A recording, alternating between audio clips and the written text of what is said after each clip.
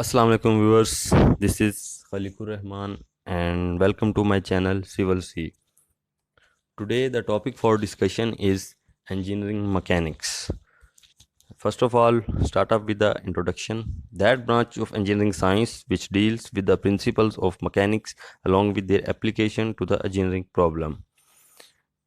जो engineering problems हैं हमारी रोज़मर्रा की लाइफ में जो हम फेस करते हैं, जो राइज होते हैं और जो फील्ड में एग्जिस्ट करते हैं प्रॉब्लम, तो उनके सलूशन के लिए हम ये सारी ब्रांच हैं इनको स्टडीज़ करते हैं। तो उनमें से एक ब्रांच जो है इंजीनियरिंग मैकेनिक्स है।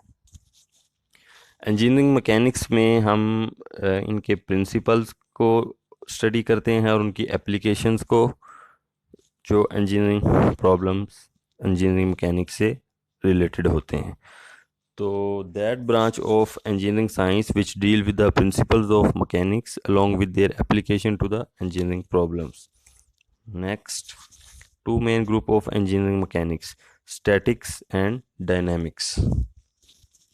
Statics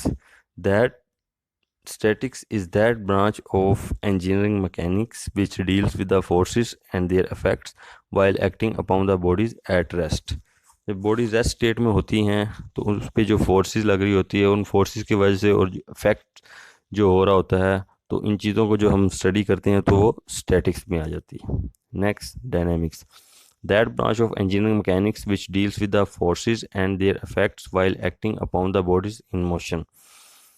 तो ये इन मोशन स्टेट है, वो स्टैटिक स्टेट है। तो चीज़ वही है, forces and there effects. Study हम फोर्सेस और उनके इफेक्ट्स को ही कर रहे हैं, लेकिन इसमें हम इन बॉडीज़ इन मोशन कंडीशन में हैं और जो स्टैटिक्स है उसमें the bodies in static condition है। Next, two branches of dynamic engineering mechanics: kinetics and kinematics. Kinetics is that branch of dynamics which deals with the bodies in motion due to the application of forces. Application of forces की वजह से जो bodies में motion आता है उसको हम हरकत जो बॉडी करती है जब फोर्सेस उन पे लगती हैं, तो उस चीज़ को जब हम स्टडी करते हैं तो वो काइनेटिक्स में आ जाता है। बेसिकली ये ब्रांच डायनेमिक्स की है।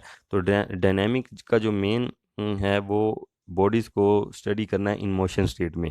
तो इसके आगे फर्दर काइनेटिक्स और काइनेमेटिक्स, इन दोनों में मेन जो चीज़ है वो बॉडीज़ इन मोशन होगी। लेकिन डिफरेंस ये है कि इसमें हमने काइनेटिक्स में अभी देख रहे हैं bodies in motion due to the application of force. जब फोर्स अप्लाई होती है किसी बॉडी पे और उसकी वजह से बॉडीज़ इन मोशन स्टेट में होती है और उस पर फोर्स अप्लाई हो रही होती है, उसको हम कंसिडर कर रहे हैं इसमें। जबकि नेक्स्ट हम काइनेमेटिक्स में देखते हैं, kinematics is that branch of dynamics which deals with the bodies in motion without taking into account the forces which are responsible for motion.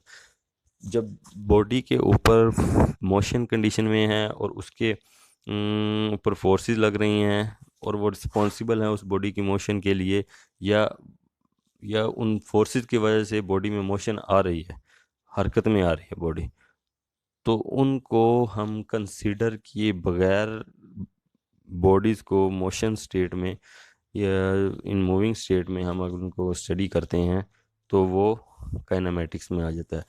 तो काइनेटिक्स में हम कंसीडर करते हैं उन फोर्सेस को जिनकी वजह से बॉडी मोशन में है, और इनमें काइनेमेटिक्स में हम इस चीज़ को स्टडी नहीं करते।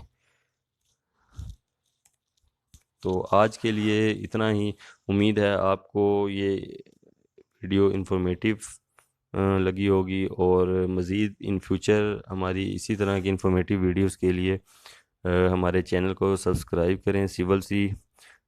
Thanks for watching, and in future for more informative please subscribe to our channel Civil C. Thank you. Allah Hafiz.